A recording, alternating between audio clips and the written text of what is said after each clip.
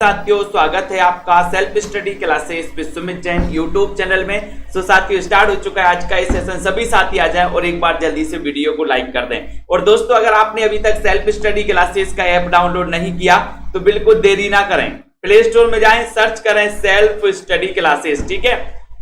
और ये वाला जो ऐप है इसको डाउनलोड कर लें। और दोस्तों, जिनको भी टीजीटी, पीजीटी, मास्टर कैडर आदि दोस्तों एग्जामों के लिए हिंदी साहित्य का इतिहास पढ़ना है, हिंदी साहित्य को पढ़ना है, तो मात्र 1500 रुपए में 12 महीने का कोर्स लीजिए दोस्तों।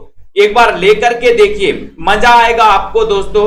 1500 में 12 महीने विस्तृत पढ़ाया जाता है, ट्रिक से पढ़ाया जाता है, टेस्ट भी करवाए जाते हैं, सारी चीजें यहां पर आपको मिलने वाली हैं, ठीक है। करना क्या है, self study classes app download करना है और निरंतर लाइव क्लासें, रिकॉर्डेड क्लासें, ये सारी चीजें मिलेंगी, ठीक है। और जिनको भी नोट्स मंगवाना हिंदी साहित्य के इतिहास के, ये नोट्स अपने घर मंगवा सकते हैं दोस्तों। कई पुस्तकों का निचोड़ बनाया गया, क्रमबद्ध टॉपिक भी है, ट्रिक भी है, ठीक है। तो जिन भी साथियों को नोट्स मंगवाना है, आप अपने घर पर स्पीड पोस्ट के माध्यम से दोस्तों ये भिजवाए जाते हैं, आप अपने घर पर मंगवा सकते हैं, ठीक है। और जो भी हमारे पंजाब मास्टर कैडर वाले साथी हैं उनके लिए मॉडल पेपर बनाएगा ऐप में। मात्र दोस्तों 599 में 30 मॉडल पेपर हैं, 4500 क्वेश्चन हैं और पीडीएफ भी आपको मिलने वाली है। इसकी पीडीएफ का आप प्रिंट भी निकलवा सकते हैं, ठीक है। तो जो भी हमारे साथी हैं दोस्तों, निरंतर अध्ययन करें, सेल्फ स्टडी क्लासेस परिवार का सदस्य बन जाएं और पढ़ते रहें। और दोस्तों, लाइव क्लासों को अटेंड करते रहें। ये क्लास रोज रात्रि 9 बजे क्लास होती है, जिसमें अपन टॉपिक वाइज अध्ययन कर रहे हैं दोस्तों। एक टॉपिक के बाद एक टॉपिक के प्रश्नों को लेकर के यहां पर आ रहे हैं। आप लोगों को ये सेशन कैसा लग रहा है कमेंट में जरूर आप लोग बताएंगे। चलिए तो स्टार्ट करते हैं आज का ये सेशन। सभी लोगों को बताना है कि प्रगतिवादी समीक्षक हैं तो कौन है। ये क्वेश्चन कई बार आ चुका है दोस्तों, प्रगतिवादी समीक्षक कौन है। एक बढ़िया सा प्रश्न आपसे पूछा गया है। सभी लोग एक बार लाइक करके वीडियो को शेयर कर दो और प्रगतिवादी समीक्षक के बारे में बताओ कि आखिर प्रगतिवादी समीक्षक कौन है। सुमित्रानंदन पंत हैं, रामविलास शर्मा हैं, कौन है, सभी लोग बताएंगे। राइट आंसर चयन करना है जल्दी जल्दी से। प्रगतिवादी समीक्षक हैं तो कौन है बताइए। 1 नंबर का क्वेश्चन है और सभी लोगों को पता है, जल्दी जल्दी से बताइए। प्रीतिपाल जी फटाफट से वीडियो को शेयर भी कर दीजिए एक बार। प्रगतिवादी समीक्षक हैं तो कौन है। सुमित्रानंदन पंत हैं, रामविलास शर्मा है, रामकुमार वर्मा या फिर नागार्जुन है, कौन माने जाते हैं। तो लगभग सभी लोगों को पता है कि सर प्रगतिवादी समीक्षक या मार्क्सवादी समीक्षक माने जाते हैं रामविलास शर्मा, ठीक है। रामविलास शर्मा माने जाते हैं जिनका जन्म हुआ था 1912 में। 1912 में इनका जन्म हुआ था दोस्तों। प्रगतिवादी समीक्षक माने जाते हैं, ठीक है। बहुत बढ़िया है, बहुत बढ़िया, वेरी गुड। टीजीटी का विज्ञापन आ गया है, वेरी गुड। अगला, कैन का कवि किसे कहा जाता है। 2 नंबर का क्वेश्चन है, कैन का कवि बताइए जल्दी से। कैन का कवि किसे कहा जाता है। कैन का कवि किसे कहा जाता है। निराला, यशपाल, नागार्जुन या फिर केदारनाथ अग्रवाल को। सभी लोग जल्दी से बताएं और एक बार जल्दी से वीडियो को लाइक कर दें। फटाफट से जल्दी जल्दी से बताना और एक बार लाइक करके शेयर जरूर कर दें दोस्तों। राइट आंसर क्या हो जाएगा, है ना। ये बिल्कुल सही है कि आपका दोस्तों टीजीटी, पीजीटी का विज्ञापन आ चुका है, ठीक है। सभी साथी तैयारी में लग जाएं, है ना। बहुत ही बढ़िया दोस्तों, ये विज्ञापन आ चुका है। कैन का कवि किसे कहा जाता है। कैन का कवि बताना, निराला, यशपाल, नागार्जुन या फिर केदारनाथ अग्रवाल को। 2 नंबर का क्वेश्चन है, सभी लोग बताएंगे और बढ़ चढ़ के हिस्सा लेंगे। सभी लोग बताएं, कैन का कवि किसे कहा जाता है। कैन का कवि, प्रश्न क्रमांक आपका 2 है, 2 का उत्तर बताना। और सभी को पता है कि सर केदारनाथ अग्रवाल को कहा जाता है कैन का कवि, यानी डी नंबर आपका बिल्कुल सही है। डी नंबर, केदारनाथ अग्रवाल को किस काव्य ग्रंथ के लिए साहित्य अकादमी पुरस्कार से सम्मानित किया गया, ठीक है। बताइए अरुण राजपूत जी। टीजीटी का विज्ञापन आ चुका है, सभी लोग तैयारी में लग जाएं और तैयारी चालू कर दें, स्टार्ट कर दें। केदारनाथ अग्रवाल को किस काव्य ग्रंथ के लिए साहित्य अकादमी पुरस्कार से सम्मानित किया गया। एक बढ़िया सा क्वेश्चन है, पुष्पदीप के लिए या फिर अपूर्वा के लिए, बताइए फटाफट से। बिल्कुल, केदारनाथ अग्रवाल का जन्म 1911 में हुआ था। 3 नंबर का क्वेश्चन है। 3 नंबर के क्वेश्चन में आपको चयन करना है और आपका राइट आंसर है कि सर अपूर्वा लगा दो आप। केदारनाथ अग्रवाल अपूर्वा, यानी बी नंबर इसके लिए साहित्य अकादमी पुरस्कार मिला था। ये ग्रंथ आपको पता होनी चाहिए दोस्तों, केदारनाथ अग्रवाल का। ठीक है ममता गुरप्रीत जी, प्यासी पथराई आंखें एक किसकी रचना है? 4 नंबर का क्वेश्चन है, सभी लोग बताएंगे प्यासी पथराई आंखें एक किसकी रचना है? रांगे राघव की है क्या? नागार्जुन अज्ञे की है? किसकी है? प्यासी पथराई। और एक क्वेश्चन और है, त्रिलोचन की है क्या? प्यासी पथराई आंखें। सभी को चयन करना और एक बार वीडियो को लाइक कर देना है। प्यासी पथराई आंखें ये रचना किसकी है? प्यासी पथराई आंखें। संजय ठाकुर जी, राजरानी जी, निकिता जी, रेखा जी, कमला, सभी लोग बताएंगे प्यासी पथराई आंखें इसके रचनाकार कौन है? और आपने उत्तर चयन किया है कि सर ये जो रचना है नागार्जुन की है, जिनका जन्म हुआ था 1911 में। 11 में जन्म हुआ था, ठीक है। नागार्जुन का वास्तविक नाम क्या था? तो आपका उत्तर होता है वैद्यनाथ मिश्र। वैद्यनाथ नाम काट दे तो कहां जाते हो आप? वैद्य के पास, तो वैद्यनाथ मिश्र लगा देना। अपने काव्य जीवन के उत्तर में अरविंद दर्शन से प्रभावित, अरविंद दर्शन से प्रभावित जो कवि थे वो कवि कौन थे? अरविंद दर्शन से प्रभावित कवि कौन थे? 5 का उत्तर बताना है और तैयारी शुरू कर दें। हमारे सभी साथी तैयारी तो बिल्कुल शुरू कर दें। और 5 नंबर का क्वेश्चन, अपने काव्य जीवन के उत्तर में अरविंद दर्शन से प्रभावित बताना है कौन सा कवि है?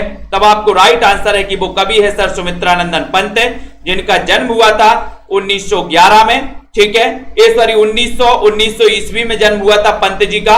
कहां पर हुआ था? कोसानी अल्मोड़ा, उत्तराखंड में जन्म हुआ था पंत जी का, ठीक है। इनकी एक पल्लव रचना है जिसे दोस्तों क्या है? पल्लव को क्या छायावाद का मैनिफेस्टो कहा जाता है, सभी को पता है। प्रकृति की चित्रशाला भी कहा जाता है। और आपका उत्तर बी नंबर बिल्कुल करेक्ट आंसर है। फूल नहीं रंग बोलते हैं काव्य कृति के रचनाकार कौन है? 6 नंबर का क्वेश्चन, फूल नहीं रंग बोलते भारतीय ज्ञानपीठ, साहित्य अकादमी, सोवियत लैंड या फिर व्यास सम्मान? सोवियत लैंड काव्य कृति के लिए केदारनाथ जी को कौन सा सम्मान मिला? कौन सा सम्मान? ये क्वेश्चन है दोस्तों। फूल नहीं रंग बोलते इसके लिए कौन सा सम्मान मिला है? बताइए फटाफट से। रश्मि जी चयन करिए, कमलाकांत जी, फूल नहीं रंग बोलते हैं इस काव्य कृति को कौन सा सम्मान मिला है? भारतीय ज्ञानपीठ पुरस्कार मिला है क्या? साहित्य अकादमी पुरस्कार मिला है? सोवियत लैंड पुरस्कार मिला है या फिर व्यास सम्मान मिला है? एक अच्छा क्वेश्चन, 6 नंबर का क्वेश्चन है, सभी लोग चयन करेंगे। और 6 नंबर के उत्तर में जा रहा है कि सर सोवियत लैंड पुरस्कार मिला। इसी नंबर आपका बिल्कुल सही है, सोवियत लैंड पुरस्कार आपका राइट आंसर है। इस कृति को मिला था दोस्तों सोवियत लैंड पुरस्कार, सी नंबर, बहुत बढ़िया। नेक्स्ट, नागार्जुन का वास्तविक नाम क्या था? नागार्जुन का वास्तविक नाम क्या था साथियों? नागार्जुन का वास्तविक नाम क्या था? इसका चयन करना है, 7 नंबर के क्वेश्चन में बताना है। बताइए, चलिए न्यू एकेडमी जी, स्वतंत्र जी, नागार्जुन का वास्तविक नाम? बाबा नागार्जुन, बाबा दीन वासुदेव से या फिर वैद्यनाथ मिश्र? नागार्जुन का वास्तविक नाम क्या था? एक बढ़िया सा क्वेश्चन है, 7 नंबर के क्वेश्चन में आपको चयन करना है नागार्जुन का वास्तविक नाम, यानी कि आपका उत्तर जा रहा है कि सर नागार्जुन का वास्तविक नाम था वैद्यनाथ मिश्र, यानी डी नंबर। डी नंबर चला गया। हरप्रीत जी बहुत बढ़िया, Deepika G D number right answer है। सोनेट रचना के लिए प्रसिद्ध है, तो कौन प्रसिद्ध है? नागार्जुन प्रसिद्ध है, त्रिलोचन है या फिर रांगे राघव, केदारनाथ अग्रवाल? सोनेट रचना के लिए कौन प्रसिद्ध है? सोनेट रचना के लिए कौन प्रसिद्ध है? मुकनत जी बताइए। नामवार रश्मि पाठक जी, सोनेट के लिए बताना है कौन प्रसिद्ध माने जाते? 8 का उत्तर बताना है, 8 का चयन करना है।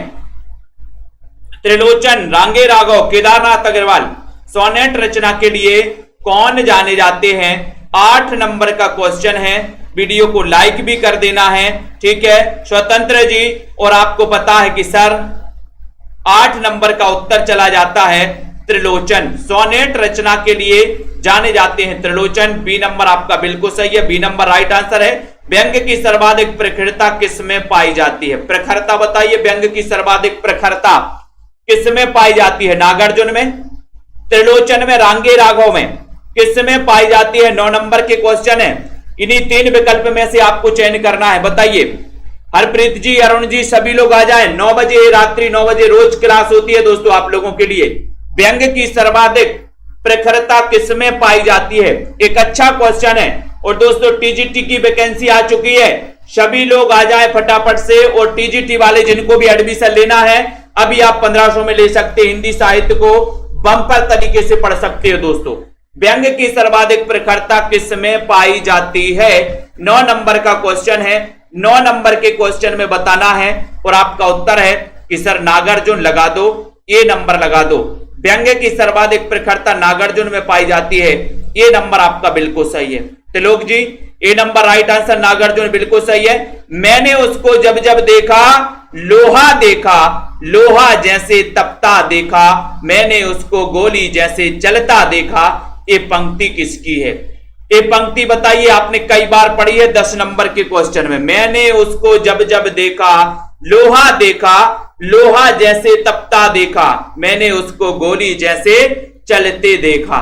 राजेश कुमार जी, शिव मंगल से सुमन, केदारनाथ अग्रवाल, नागार्जुन या फिर नरेंद्र शर्मा। 10 नंबर में आपको बताना है और एक बार लाइक भी कर देना है कि 10 नंबर का जो क्वेश्चन है आपका वो सही जा रहा है और उत्तर हो जाता कि सर ये जो मैंने उसको जब जब देखा, ये जो पंक्ति है ये पंक्ति केदारनाथ अग्रवाल की है। फूल नहीं रंग बोलते हैं, केदारनाथ अग्रवाल। बी नंबर आपका बिल्कुल सही है, B number right answer. Kedarnath Agarwal की किस कृति में विषम अर्थव्यवस्था, विषम अर्थव्यवस्था का चित्रण हुआ है? केदारनाथ की किस कृति में विषम अर्थव्यवस्था का चित्रण हुआ है? आग का आईना, युग की गंगा, हे मेरी तुम या फिर नींद के बादल। कमला ठाकुर जी बताइए, 11 नंबर का क्वेश्चन है, सभी लोग बताइए। रिंकी यादव जी, हिंदी टीजीटी पीजीटी का जो विज्ञापन है वो आ चुका है।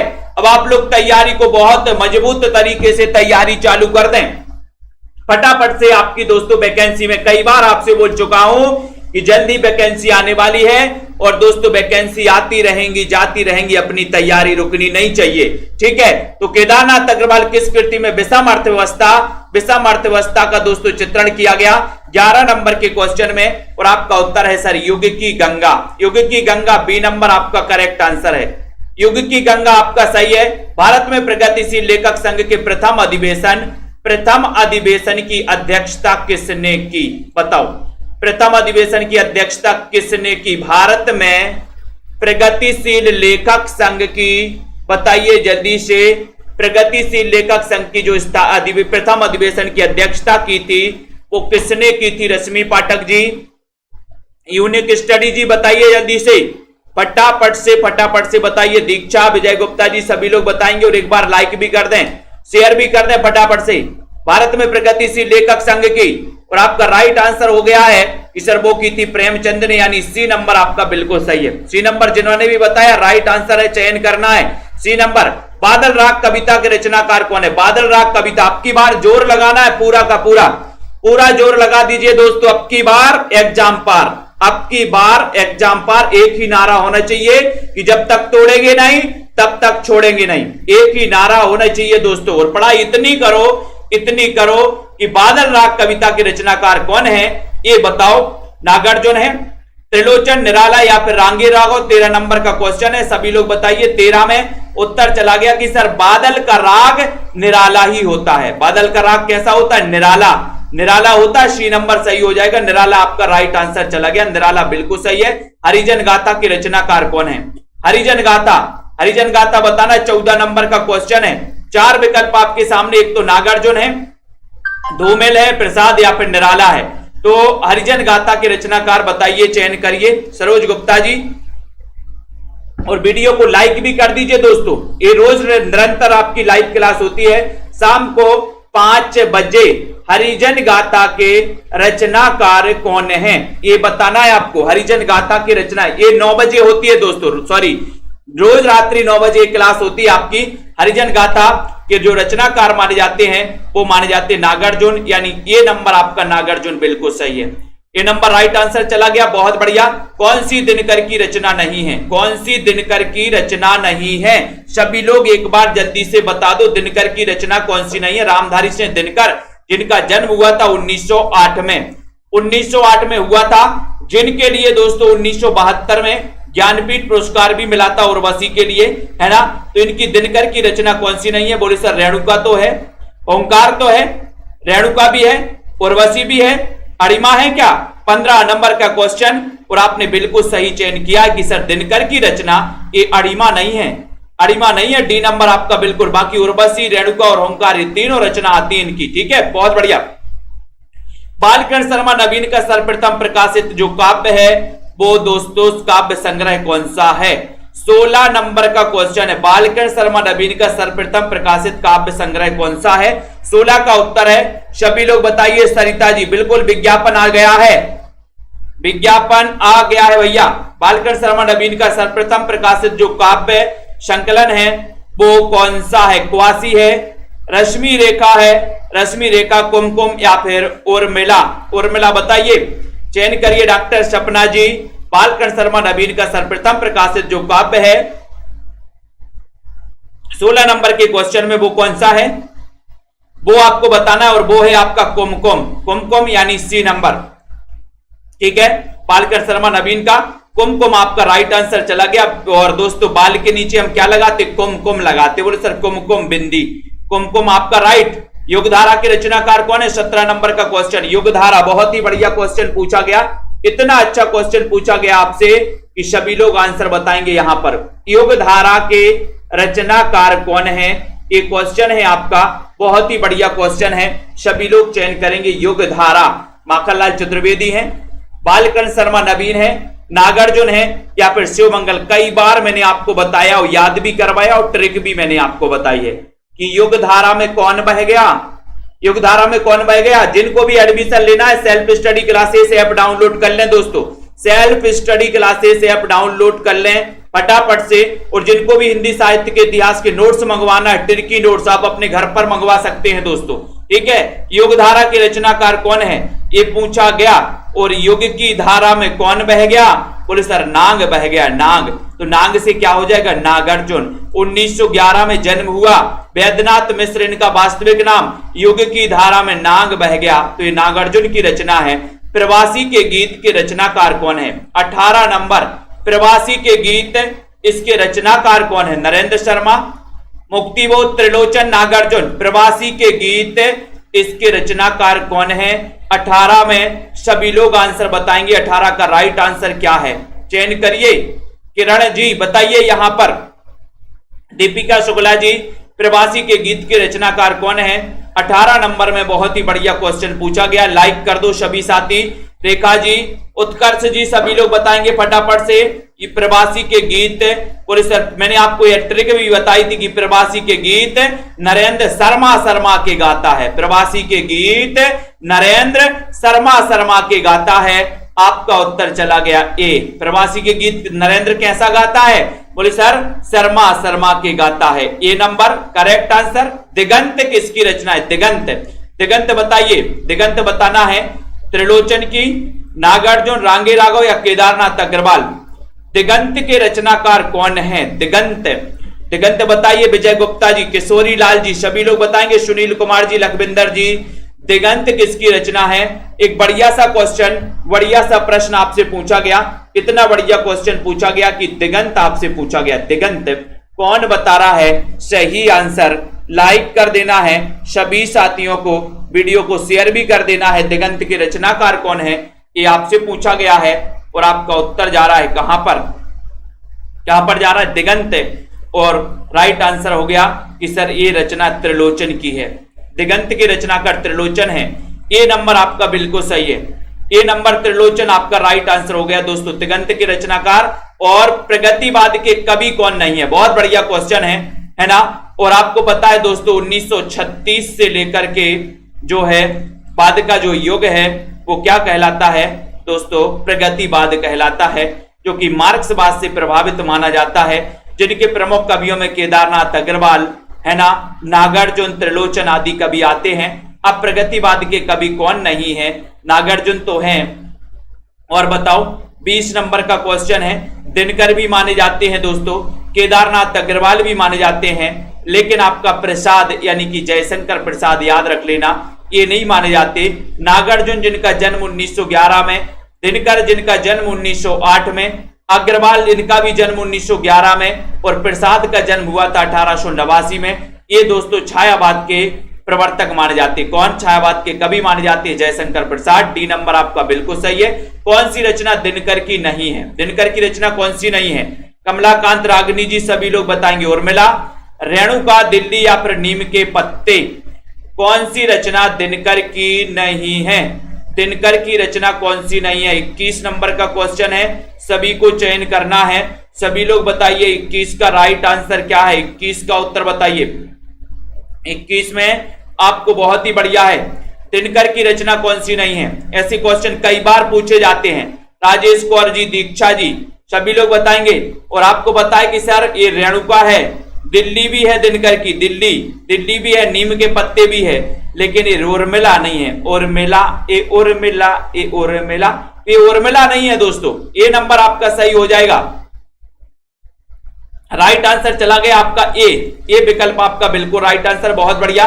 प्रभात फेरी किसकी रचना है? प्रभात फेरी 22 नंबर का क्वेश्चन है, विजय गुप्ता जी। रंजीत, वंदना यादव जी, रिया बाद्रा, सभी लोग बताएंगे ये जो दोस्तों आपकी कौन सी है? ये प्रभात फेरी है, ये किसकी रचना है? प्रभात फेरी के रचनाकार कौन है? एक अच्छा सा क्वेश्चन आपसे पूछा गया है, बढ़िया सा क्वेश्चन पूछा गया। एक बार लाइक जरूर कर दें सभी साथी। प्रभात फेरी ये किसकी रचना है? प्रभात फेरी के रचनाकार आखिर हैं कौन? प्रभात फेरी बताएं पुष्पा जी। 22 नंबर का क्वेश्चन है और 22 नंबर के क्वेश्चन में आपने फिर लगाया है कि प्रभात फेरी में नरेंद्र प्रवासी के गीत शर्मा के गाता है। कहां पर? प्रभात फेरी में दोस्तों नरेंद्र प्रवासी के गीत शर्मा के गाता है। तो प्रभात फेरी है ना, और प्रवासी के गीत, ये जो रचनाएं हैं, ये रचनाएं नरेंद्र शर्मा की हैं, जो कि आपके एग्जाम में कई बार पूछी भी गई हैं। ठीक है दोस्तों, निम्न में से आग और राग का कवि किसे कहा जाता है? 23 नंबर का क्वेश्चन, आग और राग का कवि किसे कहा जाता है? एक बढ़िया सा क्वेश्चन। दिनकर को, निराला, पंत या फिर प्रसाद को? आग या राग का कवि किसे कहा जाता भैया? 23 नंबर के क्वेश्चन में सभी लोग बताएंगे और देखते हैं कौन कौन आंसर सही जा रहा है। गुरप्रीत सिंह जी, सभी लोग बताइए, लाइक जरूर कर दो और मित्रों को शेयर कर दो। आग और राग का कवि किसे कहा जाता है? 23 नंबर का क्वेश्चन। और आपका विकल्प नंबर 1 जो है बिल्कुल सही है कि सर आग और राग का कवि दिनकर को कहा जाता है। ए नंबर करेक्ट और राइट आंसर है। ये नंबर बिल्कुल सही है। कुरुक्षेत्र के प्रथम सर्ग का प्रारंभ किस पंक्ति से होता है? कुरुक्षेत्र जो कि दिनकर की रचना है। अपन ने पढ़ा था कि अगर कुरुक्षेत्र में जाना है तो दिन में जाना, रात में नहीं जाना, नहीं तो पिट के आ जाओ। कुरुक्षेत्र में जाना तो दिन में, तो ये दिनकर की रचना। अब बताओ इसकी प्रारंभ जो है किस, इसका जो प्रथम सर्ग का जो प्रारंभ होता है वो किस पंक्ति से होता है? 24 नंबर के क्वेश्चन में। तो बताइए, चयन करिए। ये क्वेश्चन कई बार पूछा गया, सभी लोग बताएंगे और एक बार लाइक भी कर देंगे दोस्तों। बताएं, चयन करें। देश की इज्जत बचाने के लिए ईस जाने देश का लज्जा विषय, भाई कौन रोता है वहां? तो आपने राइट और जनता जनार्दन ने बिल्कुल सही आंसर लगाया है, सी नंबर, है ना। ये कुरुक्षेत्र के प्रथम सर्ग का जो प्रारंभ है दोस्तों वो कौन रोता है वहां, सी नंबर आपका सही हो जाता है यहां पर। इससे शुरू होता है, सी नंबर करेक्ट। शोषक वर्ग के प्रति घृणा का भाव किस युग की कविता का दोस्तों केंद्रीय भाव है? 25 नंबर। शोषक वर्ग के प्रति घृणा का भाव किस युग की कविता की मुख्य प्रवृत्ति रही है?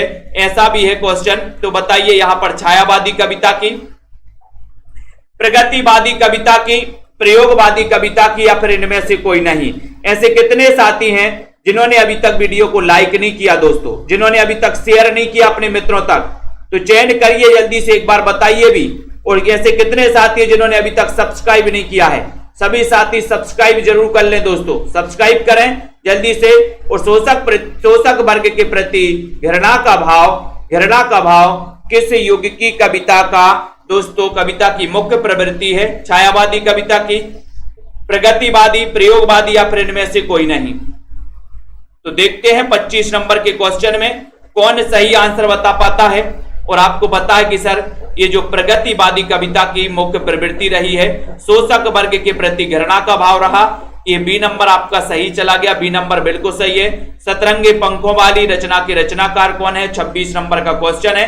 सतरंगे पंखों वाली इस रचना के रचनाकार कौन है? नरेंद्र शर्मा, नागार्जुन, जल्दी से बताइए फटाफट से। दिनकर या फिर माखनलाल चतुर्वेदी। लाइक कर दीजिए। जिन भी साथियों को एडमिशन लेना है दोस्तों, टीजीटी पीजीटी वाले हमारे जितने भी साथी हैं, मात्र 1500 रुपए में एडमिशन लेकर के अध्ययन कर सकते हैं। सतरंगे पंखों वाली रचना के रचनाकार कौन है? नरेंद्र शर्मा, नागार्जुन, दिनकर या फिर माखनलाल चतुर्वेदी। तो मैंने आपको कई बार ट्रिक से भी याद करवाया है। बताओ शिव कुमार जी, मधु यादव जी, रेखा जी, मायाराम, सरिता जी। सतरंगे पंखों वाली को कौन खा गया? और सर सतरंगे पंखों वाली को नांग खा गया। नांग खा गया तो नागार्जुन यानी बी नंबर। सतरंगे पंखों वाली को नांग खा गया, नागार्जुन आपका बी नंबर सही और करेक्ट आंसर चला गया। बहुत बढ़िया। प्रगतिशील लेखक संघ की स्थापना लंदन में दोस्तों किसके प्रयत्न से हुई थी? प्रगतिशील लेखक संघ की स्थापना लंदन में किसके प्रयत्न से हुई थी? तेज प्रकाश जी प्रेमचंद के, निर्मल वर्मा, मुल्कराज आनंद या सज्जाद जहीर या नागार्जुन और केदारनाथ अग्रवाल। 27 का क्वेश्चन है, सभी लोग बताएंगे यहां पर। प्रगतिशील लेखक संघ की स्थापना लंदन में बताइए किसके प्रयत्नों से हुई थी? और 27 का उत्तर चला जा रहा है आपका कि सर वो हुई थी मुल्कराज आनंद और सज्जाद जहीर के प्रयत्नों से लंदन में प्रगतिशील लेखक संघ की स्थापना हुई थी। सी नंबर आपका बिल्कुल सही है और राइट आंसर है। सी नंबर बिल्कुल सही। अधेर का कवि किसे कहा जाता है? दो में से ही बता दो। 28 का क्वेश्चन आरुषि मीना जी, 2 विकल्प और हैं, शिवमंगल से सुमन और त्रिलोचन भी है। यहां पर अधेर का कवि आपको चयन करना। 28 का क्वेश्चन है, अधेर का कवि किसे कहा जाता? इतना बढ़िया क्वेश्चन पूछा गया है, सभी लोग लाइक जरूर करें, लाइक करें फटाफट से। अधेर का कवि किसे कहा जाता है? बढ़िया क्वेश्चन, 28 नंबर का क्वेश्चन। अधेर का कवि सरिता जी, तेज प्रकाश जी, राजीव, नितिका जी। और अधेर का कवि कहा जाता है किसको? तो उत्तर जा रहा है 28 में दिनकर जी को। इन्हें आग और राग का कवि भी कहा जाता है, इन्हें अधेर का कवि भी कहा जाता है। किसको? दिनकर को। ए बी नंबर आपका बिल्कुल सही है। कबीर के उपरांत हर विध्वंसकारी और जन विरोधी शक्ति को सर्वाधिक खुली चुनौती देने वाले साहित्यकार कौन है? कबीर के बाद बताइए। कबीर के उपरांत, कबीर के बाद हर विध्वंसकारी और जन विरोधी शक्तियों को चुनौती देने वाले साहित्यकार कौन हैं? 29 नंबर का नैना देवी जी, सरिता जी चयन करिए। सुगंधा कुमारी जी फटाफट से बताइए, जल्दी से चयन करिए। रिया जी, निकिता जी। कबीर के उपरांत हर विध्वंसकारी और जन विरोधी शक्तियों को दोस्तों निराला है, नागार्जुन है, हरियोध है या फिर दिनकर हैं। और सभी लोगों ने बताया है कि सर जिन्हें आधुनिक कबीर के नाम से जाना जाता है वे कहलाते हैं नागार्जुन। इन्हें आधुनिक कबीर भी कहा जाता है दोस्तों। ठीक है, तो ऐसा क्वेश्चन अगर आए तो आपको लगाना है उत्तर कौन सा? B number. नेक्स्ट, अजय खंडहर किसकी रचना है? 30 का क्वेश्चन है सुनीता जी। अजय खंडहर के रचनाकार कौन है? भारत भूषण अग्रवाल, रांगी राघव, दिनकर या फिर त्रिलोचन। अजय खंडहर 30 नंबर का क्वेश्चन है संजय ठाकुर जी। अजय खंडहर किसकी रचना है? अशोक प्रजापति, सरिता जी चयन करना। 4 विकल्प हैं और एक बार लाइक भी कर देना। अजय खंडहर किसकी रचना मानी जाती है? शेयर कर दीजिए सभी साथियों दोस्तों। अजय खंडहर इसके रचनाकार कौन है? 30 नंबर का क्वेश्चन। वीडियो को लाइक जरूर कर दें और 30 नंबर में देखते हैं कौन कौन का उत्तर सही जा रहा है। जनता जनार्दन क्या राइट आंसर चयन कर रही है? शिव कुमार जी, अमित जी, सभी लोग आंसर बता रहे हैं कि सर अजय खंडहर आप लगा रहे हो जो 30 नंबर में, इसमें रांगे राघव लगा दो। बी नंबर आपका बिल्कुल सही हो जाएगा। रांगे राघव की रचना है। ठीक है, बहुत ही बढ़िया तरीके से आप लोगों ने बताए हैं। सेल्फ स्टडी क्लासेस का ऐप जरूर डाउनलोड कर लें। अब कुछ प्रश्न व्याकरण के भी हैं दोस्तों जो अनुकरण करने योग्य है। इसके लिए एक शब्द बताइए जो अनुकरण करने योग्य है। अकारण, अनुकरणीय, अकरणीय या फिर अनुकरणीय। जो अनुकरण करने योग्य है इसके लिए एक शब्द क्या होगा? एक शब्द क्या होगा? 1 नंबर का क्वेश्चन है। 1 नंबर में बताइए क्या लगाओगे प्रेमांशु जी, किरण चौधरी जी बताइए। जो अनुकरण करने योग्य है उसके लिए क्या आप राइट आंसर चयन करोगे 1 नंबर में? और आपका उत्तर चला गया कि सर उसे हम अनुकरणीय कहेंगे। अनुकरणीय यानी कि डी नंबर। ठीक है, डी नंबर सही है, बहुत बढ़िया आंसर। स्तुति का विलोम शब्द क्या है? स्तुति का विलोम 2 नंबर का क्वेश्चन है, बताइए पुष्पा जी, रश्मि पाठक जी, किरण जी, प्रीति पाल जी। स्तुति का विलोम क्या होगा? व्यास, स्मरण, सत्कार या फिर निंदा? स्तुति का विलोम चयन करना है।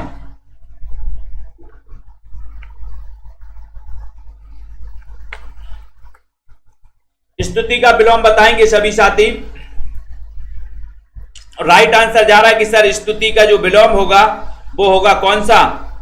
क्या हो जाएगा? निंदा। निंदा यानी डी नंबर। स्तुति का विलोम होता है निंदा। डी नंबर आपने बिल्कुल सही चयन किया है, डी नंबर बिल्कुल सही है। अब बताना है निम्न विकल्पों में से सही वर्तनी वाला शब्द कौन सा है? सही वर्तनी 3 नंबर में श्याम पंडित जी, मुकनद जी, विजय जी, दीक्षा जी, सभी लोग बताएंगे। लाइक कर दो एक बार जल्दी से।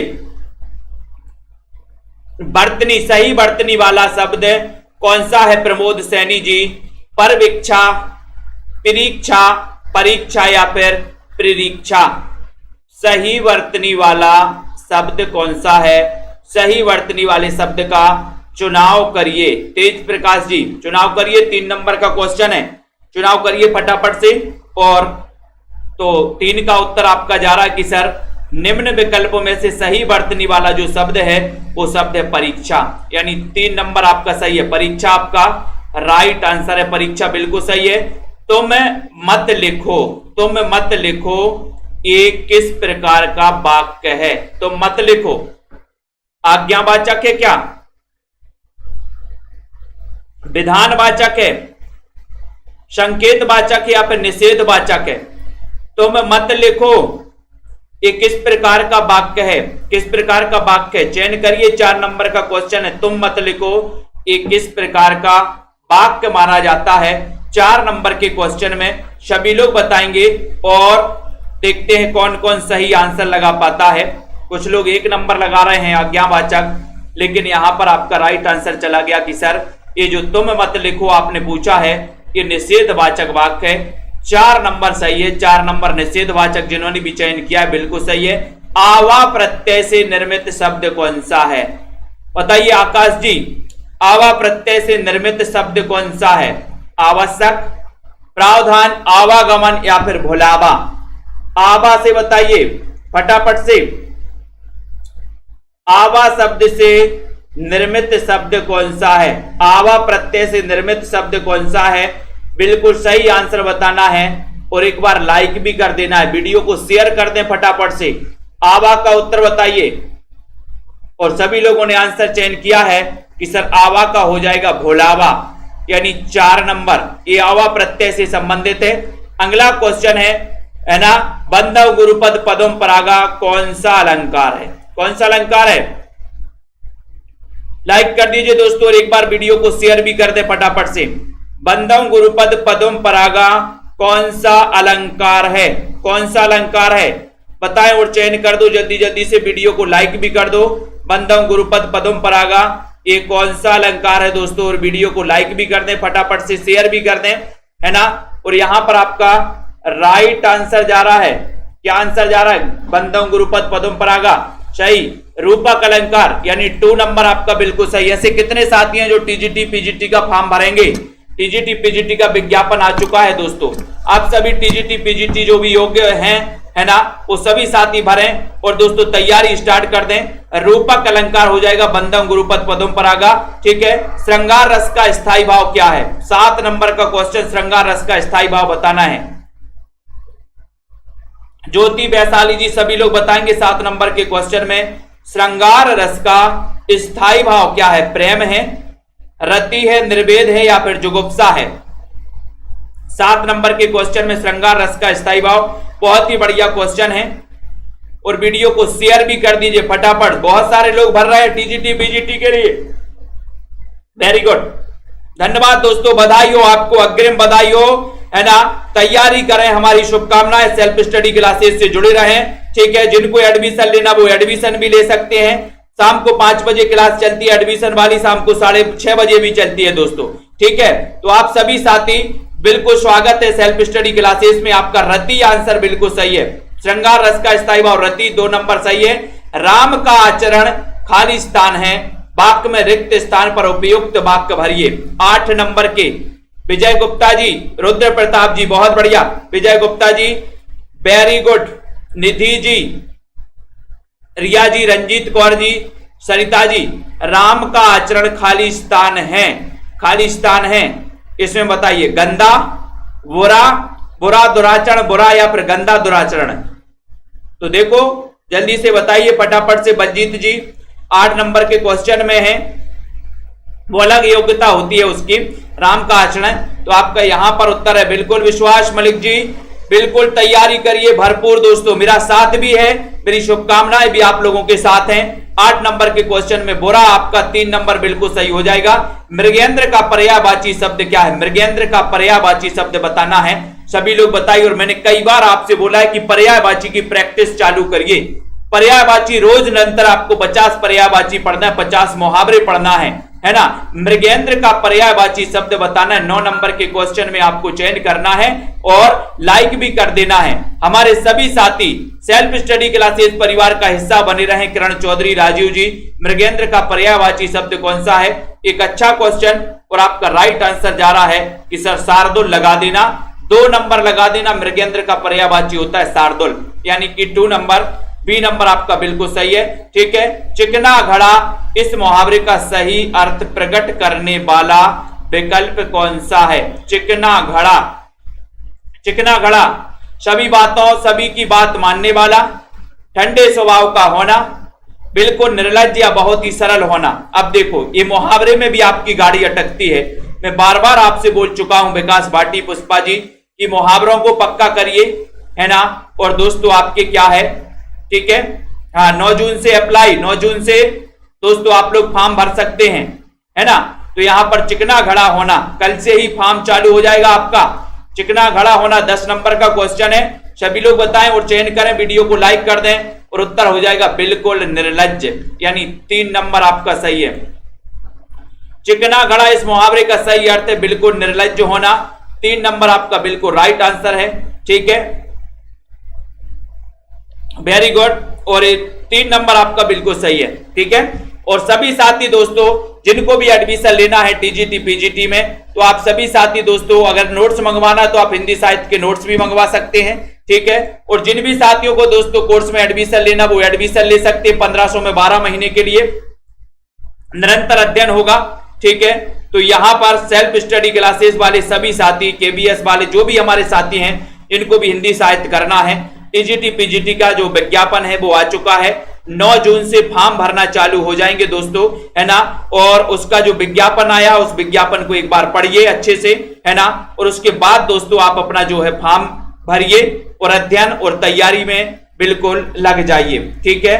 बिल्कुल लखविंदर जी, रागिनी जी, रश्मि पाठक जी, भूपेंद्र जी, है ना, नीता पटेल, सुनील कुमार, राजीव जी, संदीप जी, विकास बाटी, नामवर, रेखा जी, विश्वास मलिक, प्रेम जी, गुरप्रीत, कमला ठाकुर जी, आरती वर्मा जी, सभी साथी, विजय गुप्ता जी, एस किरण, किरण चौधरी, श्वेता जी, रघुवंशी, ठीक है, और राघवेंद्र जी, राजीव जी, वेरी गुड लखविंदर, है ना, राजीव, विजय, विपेंद्र जी, विजय जी, सुनील जी, रेखा जी, पुष्पा जी, दारसू जी, राजीव जी, बहुत बढ़िया, बलजीत जी, कल्पना, प्रियंका यादव जी, दीक्षा यादव, अंजू जी, कमलाकांत जी, सभी साथी अध्ययन करते रहें, निरंतर पढ़ाई करते रहें और अध्ययन बहुत ही बढ़िया तरीके से करना है। इस बार एक ही दोस्तों लक्ष्य होना चाहिए, अब की बार एग्जाम पार, मेरिट में नाम आना चाहिए, ठीक है। जब तक तोड़ेंगे नहीं तब तक छोड़ेंगे नहीं। रामा शर्मा जी, ज्योति जी, अपना जो नारा है उसको धारण करो। कमलाकांत, विजय जी, रविशंकर जी, है ना, रीता गोस्वामी जी, गुरप्रीत सिंह जी, सभी लोग दोस्तों, सुगंधा कुमारी जी, ठीक है, अंजू जी, ठीक है, विज्ञापन को देख लो, पढ़ लो, उसको समझ लो, ठीक है। और फिर फॉर्म भरना दोस्तों और अपनी तैयारी में जुट जाना। और जिनको भी एडमिशन लेना बिल्कुल भी देर नहीं करना, सेल्फ स्टडी क्लासेस में आप सभी आइए दोस्तों, बहुत ही बढ़िया बम्पर तरीके से पढ़िए, अध्ययन करिए, मजा आएगा आपको भी, ठीक है। सभी साथियों को धन्यवाद, शुभकामनाएं और दोस्तों पढ़ते रहें अध्ययन करते रहें, निरंतर इस चैनल से जुड़े रहें, लाइक करते रहें वंदना जी, ठीक है। और संगीता जी, सेल्फ स्टडी क्लासेस का ये जो दोस्तों आपका ये ऐप है, इस वाले ऐप को सभी साथी डाउनलोड कर लेंगे, ठीक है। और आज के इस वीडियो के लिए दोस्तों बस इतना ही। जय हिंद।